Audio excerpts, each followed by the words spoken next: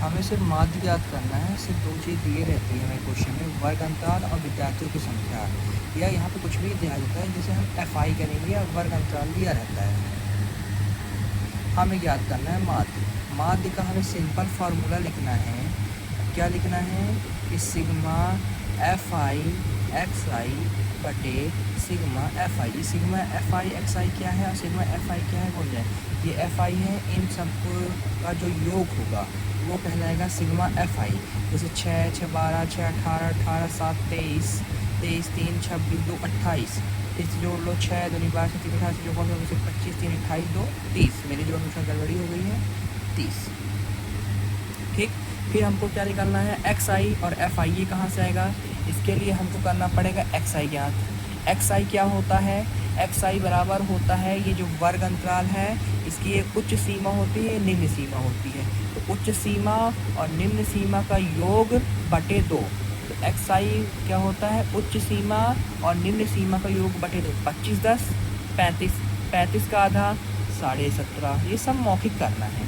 40 25 65, 65 का आधा 32.5। आपको ये एक तरह का वो मिल जाएगा, क्या बोले तो और भी करो आप।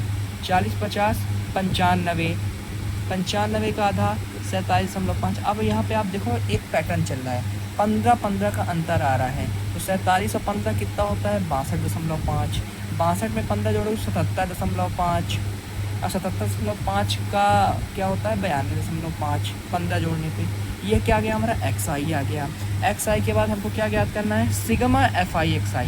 तो हमको उसके लिए FI और XI मतलब इन दोनों का गुणा करना है, इसका और इसका आपस में गुणा करके सबको जोड़ देना। हम इसको गुणा करेंगे तो 17.5 का दुगुना कितना होता है 35 होता है, ये हमको मौखिक पता है।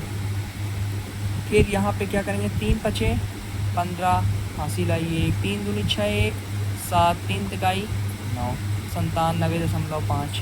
फिर ऐसे इसका करेंगे 7 पना 35 दशमलव 7 7 49 3 52 7 चौको 28 28 5 33 332.5। फिर 6 का 62.5 में करेंगे 6 पंचे 30 हासिल आई 3 6 दूनी 12 3 15 6 36 3 39।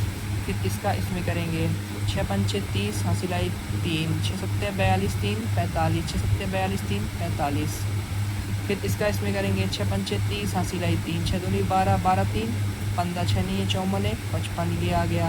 अब हम इस सबको क्या करेंगे सिग्मा FI और XI का एक बार फिर से मिला लेंगे।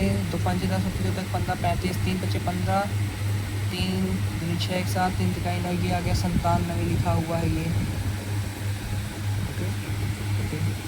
फिर यहाँ करेंगे 7 पना 35 7 7 49 3 52 7 चौको 28 5 33। ठीक है 6 पंचे 30 हासिल 3 6 दूनी 12 3 15 6 36 1 37 ये 375 आ गया है ना।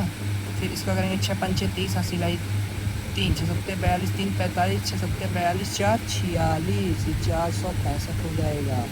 फिर 6 पंचे 30 6 दूनी 12 3 15 6 नहीं 54 1 55। अब हमको सबका योग लिखना है 5 5 10 दशमलव के स्थान के बाद एक स्थान 5 7 12 12 2 14 14 5 19 5 24 24 5 29 29 1 30 हासिल आई 3 3 9 12 3 15 15 7 22 22 6 28 28 5 33 33 और 3 36 हासिल आई 3। फिर 3 3 6 6 4 10 10 5 15 15 3 18 1860 आ गया। ये सिग्मा FI XI आ गया। हमको इस फार्मूला में रखना है सिग्मा FI XI कितना है 1860 बटे सिग्मा FI कितना है 30। 0 से 0 काटे 3 1 कम 3 3 6 18 3 दूनी 6। इसका आंसर 62 आ गया। ये आ गया हमारा क्या माध्य।